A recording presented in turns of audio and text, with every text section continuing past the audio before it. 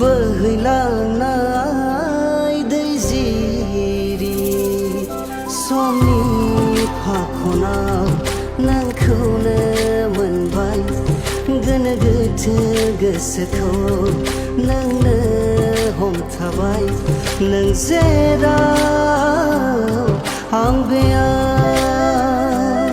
नों जेराव आं बेयाव नों जेराव